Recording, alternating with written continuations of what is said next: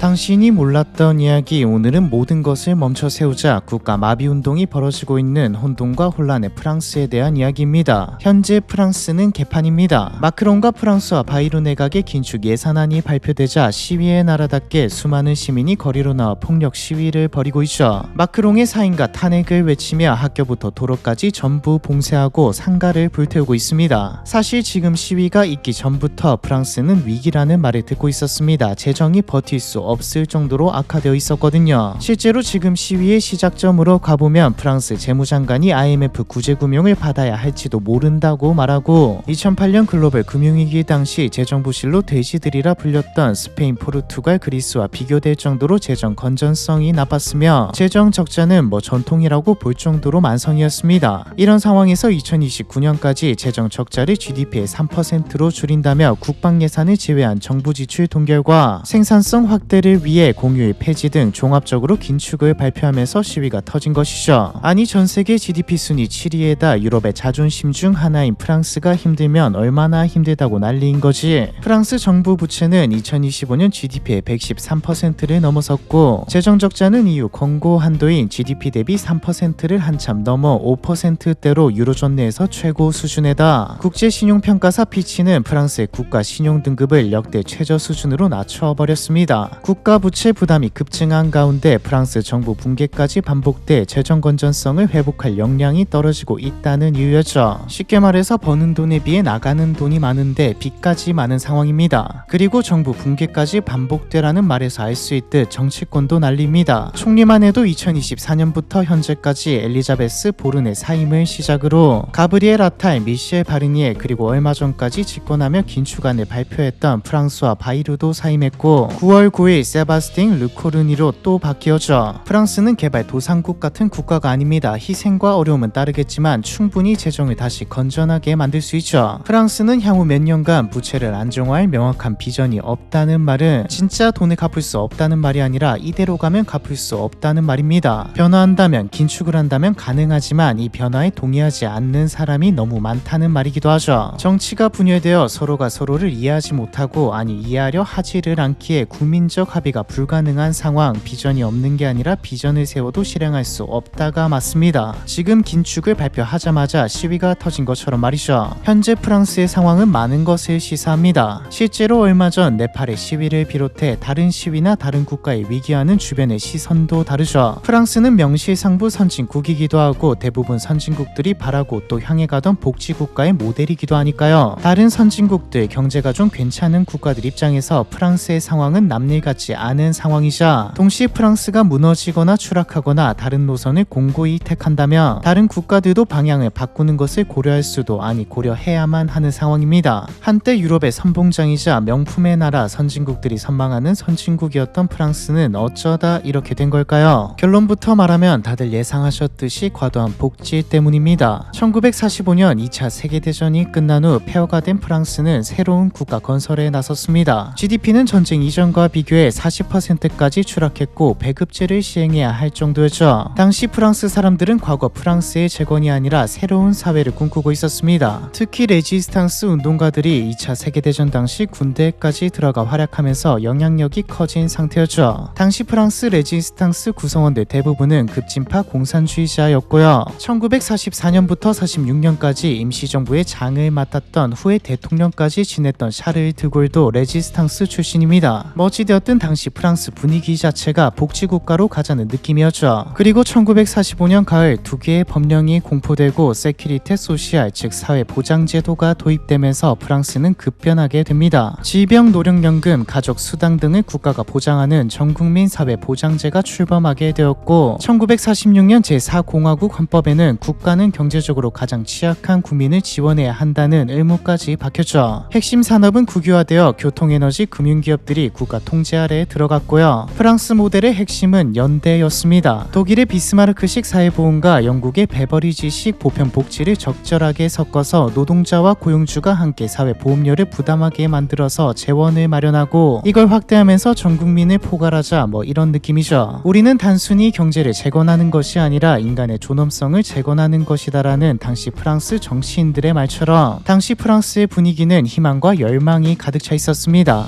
연대를 통해 다 함께 행복해지자 어떻게 보면 이상주의자들의 허상처럼 보일 수도 있지만 프랑스는 이 이상을 현실에 가져오는 데 성공했죠. 유럽에서 가장 강력한 복지, 국영경제를 갖춘 프랑스는 주변국들의 우려에도 불구하고 영광의 30년을 맞이했습니다. 영광의 30년은 우리가 한국의 고도 성장기를 한강의 기적이라 부르는 것처럼 프랑스 경제가 급격하게 성장했던 시기를 부르는 말이죠. 1946년부터 75년까지 프랑스는 연평균 5.5%의 성장, 완전 고용에 가까운 고용률에다 해마다 늘어나는 국민소득과 세계 최고 수준의 복지까지 그야말로 지상낙원이었습니다. 당시 프랑스는 국제적으로 봐도 특이한 존재였습니다. 샤를 드골은 좌파도 우파도 아닌 제3의 길을 추구한다고 말하며 국가주도의 경제계획과 복지 제도를 결합하며 성장 위주의 국가만큼 성장하면서도 성장 위주의 국가에서 나타나는 사회 문제들, 부작용들까지 케어했죠. 이 시기 프랑스의 사회보장 지출은 GDP의 5%에서 시작해 20%까지 증가했습니다. 하지만 문제는 없었죠. 경제가 성장했기에 재정 적자도 통제할 수 있었고 큰 지출로 굴러가는 복지국가 모델도 무리 없이 굴러갔으니까요. 실제로 기업도 노동자도 불만이 없었습니다. 세금을 많이 내는 부자부터 복지 혜택을 많이 받는 빈자까지 모든 국민이 성장과 복지에 살기 좋은 프랑스라는 자부심 아래에 함께 프랑스를 발전시켜 나갔죠. 하지만 예상하지 못한 게 하나 있었습니다. 이런 모델이 현실에서 제대로 실현된 게 처음이라 부작용에 대해서는 생각하지 못했거든요. 사실 예상하지 못한 건 아니고 예상은 했는데 낙관적으로 봤다가 맞습니다. 만약 나라가 어려워지면 국민들도 복지를 줄이는 데 동의할 것이다라는 생각이었죠. 나라를 구성하는 모두가 한마음 한뜻으로 국가의 미래를 위한, 우리의 번영을 위한 선택을 할 것이라는 오판이었습니다. 하지만 인간은 생각보다 훨씬 더 이기적이죠. 복지, 사회보장 이런 것들은 절대 나쁜 게 아닙니다. 극단적으로 복지와 사회 안전망 같은 게 아예 없는 나라와 과한 나라를 비교하면 지옥은 전자죠. 프랑스의 사례에서도 알 수 있듯 복지와 사회보장은 그 자체로 국민들을 통합하도록 만드는 도구이기도 하고, 국가 경제나 발전 면에서 봐도 실패하면 낙오하는 사회보다는 재도전할 수 있는, 가난한 사람도 꿈을 펼칠 수 있는 최소한의 안전망과 복지가 있는 사회가 더 많이 도전하고 발전하고 결과적으로 경제도 성장하게 됩니다. 오히려 너무 부실하다면 치안부터 시작해 온갖 사회 문제가 터지고, 사회는 이기주의, 한탕주의에다 혁명이나 무장단체가 등장하지 않으면 다행이라고 할 정도로 개판이 되죠. 국민 대다수가 소비 능력이 높은 것도, 소득이 높은 것도 경쟁력이기도 합니다. 기업도 상품을 만들고 팔아야 돈을 벌기도 하고, 소득이 높아지는 것 자체가 저부가가치 산업의 추락을 야기하지만 동시에 고부가가치 산업에 집중하도록 만들기도 하고요. 고부가가치 산업으로 전환을 성공한다는 가정하에 말이죠. 당장 우리도 자본주의 하면 떠올리는 자유방임주의 하에 살아가고 있지 않습니다. 저번 영상에서 예고했듯 조만간에 다룰 내용인데, 자본주의는 이미 한계를 여러 번 맞은 역사가 있습니다. 그럴 때마다 이렇게 저렇게 바꾸고 업그레이드하면서 혼합경제, 흔히 수정 자본주의라고 부르는 게 탄생했고, 우리는 여기서 살아가고 있죠. 자유방임적 시장경제의 한계를 극복하기 위해서 탄생했다는 것에서 알 수 있듯 혼합경제, 수정 자본주의는 정부의 시장개입과 복지정책을 통해 경제의 안정과 사회 구성원의 기본적 생활 보장을 추구하는 방식입니다. 사회주의에서 이것저것 많이 가져왔죠. 이런 관점에서 보면 프랑스는 가장 먼저 혼합경제를 실행한 나라이기도 하고요. 하지만 모든 건 정도가 있습니다. 너무 과해지면 없는 이만 못하죠. 부작용은 사실 영광의 30년 도중에도 이미 나타나고 있었습니다. 전후 베이비붐 세대가 노년층이 되면 연금을 받는 인구가 늘어나 재정 부담이 너무 커질 것이라는 이야기가 나오기 시작했죠. 심지어 당시는 의학이 발전해서 평균 수명이 늘어날 것을 생각하지 않았음에도 이런 이야기가 나왔습니다. 여기다 1968년 대학생과 노조가 주축이 된 68혁명이 발생하면서 대규모 시위로 사회가 마비되자 드골 정부는 싸우기와 말 들어주기 중에 말 들어주기를 골랐죠. 최저임금 35% 인상, 일반임금 7에서 10% 인상, 노동자들의 처우 개선과 근로시간 단축을 약속하며 그르넬 협약을 맺었습니다. 이때부터 프랑스는 길거리에서 권리를 쟁취하는, 정부가 사회 개혁을 하려고 하면 거리에 나와 사회를 마비시키면서 파업하는 문화가 생겨나게 되었죠. 지금에 와서는 다 아는 사실이지만 한 번 실시한 복지, 사회보장체제는 되돌리기 힘듭니다. 여기다 강력한 파업, 시위 문화까지 겹쳐지면서 정확히 이때부터 프랑스는 정도를 넘어서 과해지기 시작했죠. 프랑스의 위기는 얼마 안가 찾아왔습니다. 1973년 1차 오일 쇼크는 프랑스 경제 후두부를 강타했고, 인플레이션과 더불어 기업들까지 도산하기 시작했죠. 그리고 1974년부터 2025년 현재까지 프랑스는 단 한 번도 재정 흑자를 보지 못하게 되는 대적자의 시대를 맞이하게 됩니다. 오일 쇼크는 전환점이 되었을 뿐 정부의 복지 지출 지출은 늘어만 가는데 경제 성장이 고도 성장이 멈춘 게 이유이죠. 당시 정부는 우파 성향의 지스카르 데스탱 정부였는데 일부 자유화 조치를 취하기는 했지만 그냥 전 세계 경제가 안 좋아서 개판인 것을 막을 수는 없었죠. 정부는 경제 위기로 실업자가 미친 듯이 늘어나는 상황에서 복지 지출을 줄일 수는 없다고 판단했습니다. 실업수당, 조기 퇴직 지원금 등 오히려 새로운 복지 프로그램을 더 만들었죠. 이 위기가 지나가면 다시 성장할 수 있을 거라는 기대였을 겁니다. 하지만 프랑스의 고도 성장은 영광의 30년은 아무도 몰랐지만 여기가 끝이었죠. 1979년 2차 오일 쇼크가 세계를 덮치자 프랑스는 성장은 정체됐는데 물가는 치솟는 스태그플레이션까지 겪게 되면서 혼란과 혼돈을 경험하게 됩니다. 그래도 아직 괜찮았습니다. 80년대 초반에도 부채 규모는 GDP 대비 20-30% 정도에 불과했으니까요. 그런데 1981년 6월 5공화국 최초의 좌파 대통령 프랑스와 미테랑이 당선되면서 돌이킬 수 없는 길을 걷게 됩니다. 미테랑의 정책은 한마디로 요약 가능합니다. 복지로 위기를 극복하겠다. 미테랑의 공약은 말 그대로 혁명적이었죠. 주 39시간 노동제, 60세 정년퇴직, 최저임금 대폭 인상, 대규모 국유화 등 사실상 프랑스라는 국가로 사회 실험을 해보겠다는 수준이었습니다. 미테랑 정부는 집권 첫 해 20만 개의 공공부문 일자리를 만들었고 은행, 보험 등 기업들의 대규모 국유화를 단행하면서 국가부문이 프랑스 전체 경제의 30%를 차지할 정도까지 만들었습니다. 공공부문의 고용은 전체 고용의 24%에 달했고 GDP 대비 복지 지출은 급격히 올라갔죠. 결과는 두 가지였습니다. 재정적자는 GDP의 3%를 돌파했고 다음 해인 1982년 무역적자는 사상 최대를 기록했죠. 이 시기 유럽을 비롯해 다른 국가들은 긴축으로 인플레이션을 잡고 있었는데 프랑스 혼자서 돈을 풀어버리니 화폐인 프랑의 가치가 폭락하면서 외환위기가 거실을 부수고 들어와서 방문을 두들기고 있을 정도로 가까이 왔습니다. 반면에 다른 결과도 있었죠. 현재도 미테랑은 프랑스 진보 세력의 대부격입니다. 많은 프랑스 사람들이 추억하고 기리는 대통령이죠. 최장기간 집권한 대통령이라는 점에서 알 수 있듯 인기도 좋았고 무엇보다 민주주의를 많이 발전시키면서 평화적인 정권교체의 기반을 마련했거든요. 총리에게 실권을 준 대통령이기도 하죠. 그리고 미테랑은 자신의 신념만을 고집하지는 않았습니다. 1983년 미테랑은 프랑스가 더 이상 지출을 감당할 수 없다라는 말과 함께 리기르 즉 긴축의 시대를 선언했죠. 복지 지출 동결과 세율 인상, 임금 억제를 시행하면서 프랑스는 위기를 어느 정도 극복했습니다. 이 긴축을 시작으로 프랑스는 경제에 대해서 다시 생각하게 됩니다. 정부의 역할을 좀 수정하고 시장의 역할을 좀 더 확대하자 쪽이었죠. 문제는 이미 너무 왔다는 것이었습니다. 정치인들이 이렇게 생각하고 자시고 대처와 레이건의 신자유주의 흐름이 전 세계를 휩쓸 때도 프랑스 국민들은 우리 모델을 가지고 가기를 바랬기에 정치인들도 표를 받으려면 기조를 따라야 했습니다. 긴축도 강한 긴축이 아니었고요. 실제로 이후에도 새로운 복지 제도들이 여러 탄생했죠. 긴축, 재정 건전성 이런 단어를 언급하는 순간 선거는 물 건너간다고 봐야 하기에 당선되려면 어쩔 수 없긴 했습니다. 이제 정말 되돌릴 수 없다고 모두가 느낀 건 90년대가 되어서죠. 1992년 EU가 탄생하고 단위통화 유로의 도입을 약속하는 마스트리히트 조약이 체결됩니다. 프랑스는 독일과 함께 프로젝트를 주도하는 국가였는데 정작 프랑스는 기준을 충족하지 못했죠. 재정적자는 GDP의 3% 이하, 정부 부채는 GDP의 60% 이하가 조건이었는데 프랑스의 재정적자는 이미 GDP의 4.5%를 넘어서고 있었거든요. 당시 프랑스는 세수는 줄고 실업률은 12%를 넘을 정도로 상황이 좋지 않았습니다. 그럼에도 유럽 통합은 프랑스의 염원이기도 했기에 어떻게든 이루어내야 했기에 결국 방법은 긴축 혹은 복지를 개혁하는 것밖에 없었죠. 아니면 국유화했던 기업을 민간에 팔아서 잠깐 적자를 기준에 맞춘 다음 가입하는 방법도 있었습니다. 1995년 사회적 분열을 치유하겠다고 외쳤던 우파 자크 시락이 대통령이 되었지만 사실 기대는 크게 하지 않았습니다. 자크 시락의 공약도 복지 강화였거든요. 근데 자크 시락은 국민들 입장에서는 거짓말을 했다고 생각될 정도로 공약과는 정반대의 정책을 펼쳤습니다. 자크의 오른팔이라 불리는 알랭 쥐페 총리에게 개혁을 맡겼죠. 그리고 쥐페는 연금과 복지개혁, 공공부문 구조조정을 발표합니다. 공무원 연금 특권 축소부터 시작해서 의료보험까지 전부 축소하겠다는 내용이었죠. 결과는 프랑스 역사상 최대 규모의 파업으로 이어졌습니다. 1995년 11월 철도, 지하철, 버스는 완전히 멈췄고 200만 명이 거리로 쏟아져 나와 한 달 동안 총파업과 시위가 이어졌습니다. 결국 정부가 지지를 치면서 연금과 복지개혁, 공공부문 구조조정은 없던 일이 되었죠. 쥐페는 내쫓겨났습니다. 조기 총선이 실시되었고 1997년 사회당의 리오네 조스팽이 총리가 되었죠. 근데 이건 이념이나 당 차원의 문제가 아니었습니다. 조스팽도 결국 유로 참여를 해결을 하려면 긴축 혹은 복지를 개혁하는 것 아니면 국유기업을 민간에 파는 민영화밖에 답이 없다는 것을 알고 있었죠. 조스팽은 해냈습니다. 국유화했던 기업을 민간에 팔아서 잠깐 적자를 기준에 맞춘 다음 가입하는 쪽으로 갔죠. 사실 정치인들은 대부분 알고 있었습니다. 구조적인 문제, 과도한 복지를 해결 못하면 끝끝내 위기로 다가올 것이라는 것을 말이죠. 근데 이걸 말하는 순간 다 때려 부수니 정치인 커리어는 끝났다고 봐야 하니 그걸 굳이 내가 해야 할까가 된 겁니다. 폭탄 넘기기죠. 조스팽은 주 35시간 노동제를 도입해서 정부에 대한 반감을 좀 누그러뜨린 다음 프랑스 텔레콤 에어프랑스를 매각했습니다. 그렇게 1998년 프랑스의 GDP 대비 정부 부채는 60%로 딱 기준선 부근이었고 재정 적자도 겨우겨우 기준에 맞췄죠. 유로화가 돌면서 프랑스는 새로운 시대를 맞이했습니다. 파리 부동산 가격이 치솟으면서 순식간에 부자가 된 사람들이 나왔고 기업들도 자금 조달 비용이 낮아지면서 호황을 맞았으며 무엇보다 돈이 돌면서 소비가 증가했죠. 하지만 잠시였습니다. 위기는 금방 찾아왔죠. 2008년 글로벌 금융 위기가 터지면서 전 세계 경제가 추락했고 각 국가는 자기들만의 대응책을 내놓았는데 프랑스의 대처법은 경기부양 패키지였습니다. 은행 부문에 3,600억 유로 보증, 400억 유로 자본 투입, 그리고 260억 유로 규모의 경기부양책, GDP의 거의 40%에 달하는 천문학적 규모였죠. 사실 당시만 해도 프랑스 은행은 건전하다라는 평가가 지배적이었습니다. 미국에 엄청난 투자를 하지 않았거든요. 비교적 여파가 덜했던 것이죠. 하지만 프랑스 은행은 그리스, 이탈리아, 스페인, 유로존 위기의 주요 국가들의 국채를 많이 가지고 있었습니다. 알고 보니 더 큰 위기였죠. 다른 국가들이 위기에서 벗어나기 시작했을 때도 유럽은 위기에서 헤어나오지 못했습니다. 유럽연합은 전체 유럽 국가들의 긴축을 요구했고 프랑스 재정 건전성도 화두로 떠올랐죠. 국제신용평가사들이 프랑스의 신용등급 강등까지 고려하고 있다는 말까지 나오자 사르코지 정부는 2010년 연금개혁법을 밀어붙였습니다. 이번에도 파업과 시위가 일어났지만 상황을 다들 알고 있었기에 과거보다는 덜했고 프랑스 정부도 이번에는 진짜 안 된다는 태도로 밀어붙였죠. 퇴직 연령도 상향 조정되었고 약간이지만 연금 재정 개선도 되었습니다. 근데 정말 약간이었습니다. 애초에 프랑스 모델은 일하는 층이 많다는 가정하에 만들어진 모델입니다. 연금을 받는 노령 인구는 예상보다 훨씬 오래 살았고 일하는 인구는 저출산으로 예상보다 훨씬 적어지게 되었죠. 2012년 프랑스는 최고 신용등급 AAA에서 역사상 처음으로 강등을 당하게 됩니다. 프랑스가 내건 방법은 긴축이 아닌 성장이었습니다. 2012년 사르코지가 대선에서 패배하고 사회당의 프랑스와 올랑드가 집권하면서 한 말이죠. 복지는 유지하면서 성장을 통해 위기를 헤쳐나가겠다라는 말처럼 들리지만 까고 보니 부자 증세와 금융거래세 도입이 메인이었습니다. 고소득층 75% 특별세까지 도입했죠. 즉 세금 더 걷어서 재정 위기를 해결하겠다였습니다. 결과는 망했죠. 투자 심리가 위축되면서 돈은 빠져나가고 부자들마저 프랑스에서 벗어나 미국이나 다른 유럽 국가의 둥지를 튼 데다 프랑스의 성장률은 0%를 찍었고 높은 실업률은 해결될 기미가 안 보였습니다. 올랑드 정부는 2014년 노동시장 유연화와 친기업 정책으로 가겠다고 선언했으나 이게 다른 국가에서 시행한 것에 비해서는 훨씬 약하기도 했고 효과도 그닥이었습니다. 정작 복지 지출 삭감을 못했으니까요. 재정 적자는 그대로였고 국가 부채는 계속 쌓여서 2017년 GDP 대비 98%까지 프랑스가 한 해 동안 번 돈을 전부 빚 갚는 데 써야 갚을 수 있는 진짜 위기 수준까지 와버렸죠. 여기까지 왔다면 이제 보이실 겁니다. 그냥 반복이죠. 좌파든 우파든 똑같습니다. 복지 확대를 걸고 당선된 다음 한번 해보다가 야 이거 생각보다 상황이 심각한데라고 생각하면서 복지 개혁이나 긴축, 시장 친화적으로 노선을 바꿨다가 인기를 잃고 정권 교체 혹은 개혁하다가 파업 시위 당하고 정권 교체죠. 애초에 긴축이나 복지 개혁을 외치면 내 당선이 안 되기 때문에 논외고요. 포인트는 이겁니다. 독재라도 하지 않는 이상 정치에서 강단 있게 인기 포기하고 말할 사람이 없다는 것이죠. 슬슬 국민들도 질려가기 시작했습니다. 정치권에 대한 혐오도 커지고 질리기도 했는데 근데 또 긴축이나 복지 지출 삭감은 반대했죠. 그렇게 해서 탄생한 게 마크롱 정부입니다. 전통적인 좌파 우파 전부 똑같은 짓을 반복하니 새로운 인물, 새로운 세력을 뽑아 보자 해서 중도 신생 세력 최연소 대통령이 탄생하게 된 것이죠. 마크롱은 미테랑의 사회당 정부에서 경제장관을 지내기도 한 인물입니다. 사람들은 마크롱이 중도라는 말처럼 중간에서 적절한 정책을 펼 거라 생각했지만 프랑스를 스타트업 국가로 만들겠다고 말하면서 친기업적 행보로 방향을 정해버리더니 제일 처음 한 게 노동시장 유연화, 그 중에서도 해고 규제 완화였죠. 이후에도 법인세이나 부유세 일부 폐지, 자본소득세 인하를 감행하면서 우파보다 더 우파적인 개혁을 단행했습니다. 바로 부자들의 대통령이라는 비난이 쏟아졌죠. 그런데 마크롱은 이전 대통령들과 조금 달랐습니다. 죄송합니다가 아니라 파이를 키워야 나눌 수 있다. 있다고 반박했거든요. 그리고 보란듯이 더 강하게 나갔죠. 공공부문 종신고용과 조기퇴직 특권 폐지에다 12만 명 감축 계획까지 발표합니다. 2017에서 18년 프랑스의 경제 성장률은 2%를 넘겼고 재정 적자는 2.1%까지 떨어졌죠. 프랑스 파리가 영국의 브렉시트 이후 런던을 대체해서 금융 중심지가 될 것이라는 말까지 나왔지만 이때까지 보셨듯 가만히 있을 리가 없습니다. 2018년 11월 프랑스 전역에서 노란색 조끼를 입은 시민들이 거리로 쏟아져 나왔죠. 노란조끼 운동이라 불리는 시위의 시작이었습니다. 주말마다 샹젤리제 거리를 점령하고 불태우고 개선문도 점거했죠. 처음 시작은 유류세 인상에 대한 반발이었지만 어느새 이들의 요구는 최저임금 인상과 부유세 부활, 마크롱 퇴진, 그리고 직접 민주주의 도입으로까지 확장되었습니다. 마크롱은 어떻게 할 방법이 없었습니다. 국민들 대다수가 정부가 아니라 시위대를 지지했거든요. 유류세 인상을 철회하고 100억 유로 규모의 돈을 뿌린다고 약속하면서 사건은 일단락되었죠. 하지만 마크롱은 꼭 하고 싶었던 것 같습니다. 지금 구조를 안 바꾸면, 문제를 뜯어고치지 않으면 답이 없다. 폭탄을 내가 떠안겠다며 2019년 연금개혁에 도전하죠. 당연히 시민들의 답은 파업이었습니다. 12월 5일 프랑스 역사상 최장기 파업이 시작되었죠. 6주 동안 교통은 마비되었고 가수들은 공연을 보이콧했고 변호사들은 법원 앞에서 가훈을 불태웠습니다. 해가 지나가고 20년 1월에는 소방관들까지 가세했죠. 근데 마크롱도 이번에는 물러서지 않겠다는 듯 끝까지 갔습니다. 경찰은 이때까지와 다르게 진짜 시민들에게 폭력을 행사했고 시민들은 원래 해왔듯이 했죠. 마크롱이 밀어붙일 수 있었던 이유 중 하나는 과거와 달리 연금개혁이 필요하다는 여론이 꽤 많아졌거든요. 그래서 누가 이겼을까요? 코로나가 터졌습니다. 프랑스는 다른 나라들이 그랬듯 대출이든 지원금이든 뭐든 돈을 풀었죠. 경제가 마이너스 7.9% 성장했는데 가계소득은 오히려 증가했다는 것을 보면 얼마나 많은 돈을 풀었는지 느껴집니다. 재정적자는 GDP의 9%까지 폭발했고 국가부채는 115%를 찍었죠. 코로나가 끝나고 이제 진짜 안 하면 안 되는 시기가 왔기에 부채에다 적자에다 알고 계시듯 코로나가 끝나고 인플레이션에다 금리까지 높아졌기에 1년에 내야 하는 이자가 국방 예산보다 많아졌기에 마크롱은 다시 한번 연금 개혁을 들고 나왔습니다. 보른 총리는 2030년이면 연금 적자가 연간 135억 유로에 달할 것입니다. 개혁 없이는 시스템이 붕괴됩니다라고 말하며 국민들을 설득했지만 소용없었죠. 실제로 이대로 간다면 2029년이 되면 이자가 교육이나 복지보다 더 큰 지출이 될 게 뻔하지만 바로 파업과 시위가 이어졌습니다. 첫 시위에만 112만 명이 참가했고 3개월 동안 대규모 시위만 14차례 열렸죠. 파리 시내는 쓰레기가 수거되지 않아 악취가 진동했고 에펠탑과 루브르 박물관도 파업으로 문을 닫았습니다. 이 정도 했으니 항복하겠지라는 예상과 달리 마크롱은 헌법 49조 3항을 발동해 의회 투표 없이 법안을 통과시켜버리죠. 다만 49조 3항이 무적은 아닙니다. 의회가 정부 불신임 투표를 통해 저지할 수 있거든요. 마크롱은 살아남았습니다. 9표 차이로 불신임 투표가 부결되면서 연금법을 통과시킬 수 있게 되었죠. 거리에서는 민주주의가 죽었다는 비명이 쏟아져 나오면서 더 심각한 폭력 시위가 벌어졌습니다. 마크롱의 지지율은 폭락해 20%대로 내려앉았죠. 노동조합 지도자 필립 마르티네즈는 인터뷰에서 정부는 법적으로 이겼을지 모르지만 정치적, 사회적으로는 완전히 패배했다. 이 분노는 사라지지 않을 것이다 라고 경고했습니다. 그리고 경고대로 분노는 사라지지 않았습니다. 2024년 6월 선거 결과 마크롱의 르네상스가 참패했거든요. 마크롱은 이날 밤 충격적인 발표를 합니다. 국회를 해산하고 조기 총선을 실행하겠다. 도박은 실패였죠. 조기 총선 결과 역사상 처음으로 프랑스 의회는 과반을 확보한 세력이 없는 상태가 되었습니다. 서로 내가 총리직을 하겠다고 나섰고 이건 그대로 정치 공백으로 이어졌죠. 마크롱은 9월 우파 정치인 미셸 바르니에를 총리로 지명했는데 가장 먼저 한 일이 2025년 예산안 편성이었습니다. 계산기를 두들겨보니 지금 재정적자가 6.1%인데 5%가 목표고 부채 상황 보니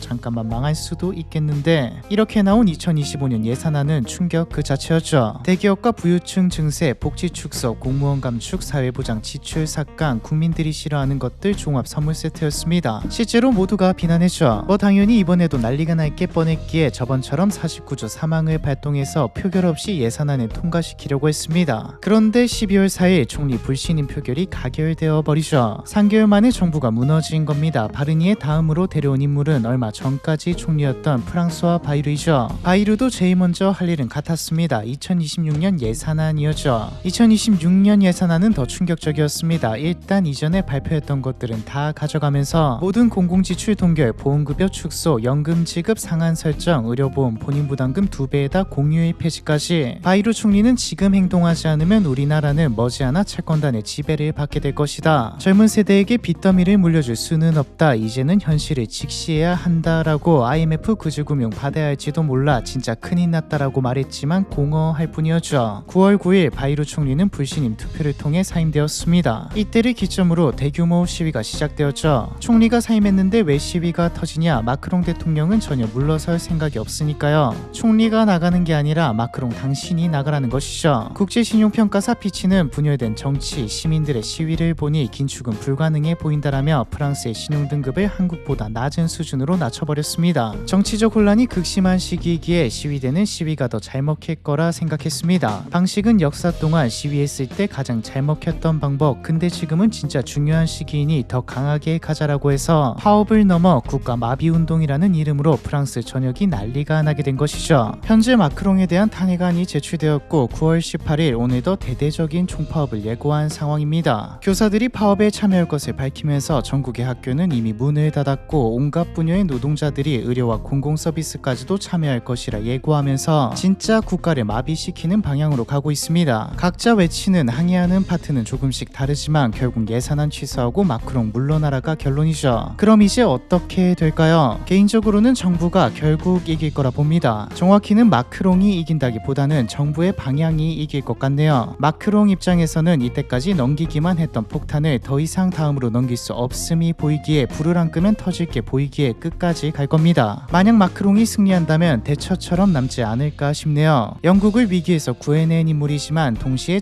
장례식에서까지 마녀 악녀라 불리며 조롱받았던 극과 극의 평가를 받는 인물로 말이죠. 마크롱이 지고 다른 인물이 들어선다고 해도 마찬가지일 겁니다. 사실 시위는 파업은 하고 있지만 프랑스에게 남겨진 선택지는 파격적인 긴축 아니면 IMF 같은 외부에서 구제 금융을 받아서 긴축이기 때문에 지금 혼란의 승자는 누가 되더라도 방향은 정해져 있죠. 그리고 긴축만 잘 지나간다면 프랑스는 충분히 발전을 이룩한 국가이기에 다시 아니 어쩌면 더 강해진 부국이 될지도 모릅니다. 인프라는 이미 다 있고 경쟁력도 있는데다 유엔 안보리 상임 이사국이고 핵 보유국이며 이외의 중심 국가라는 타이틀은 지금 긴축을 한다고 사라지는 게 아니죠. 그리고 과도한 복지라는 구조적 문제를 해결했기에 한번 뛰어넘었기에 시민들도 경각심을 가지게 될 것이기에 오히려 더 미래가 밝다고 볼 수 있습니다. 물론 이쪽으로 갈 가능성이 높은 거지 선택지에서 선택을 안 해버리면 내 추락의 길을 걷겠죠. 정치적 갈등이 반복되고 매번 반대에 부딪혀 긴축과 복지개혁을 해내지 못한다면 프랑스는 끝없는 심연으로 빠질 겁니다. 다른 국가들의 사례를 봤을 때 이렇게까지는 안 되지 않을까라는 생각이 드네요. 어떤 방향이 되었든 2025년은 프랑스에게 운명의 해이자 역사에 길게 기록될 시기가 될 것 같네요. 혼돈과 혼란, 프랑스에 대한 이야기 이번 편은 여기까지입니다.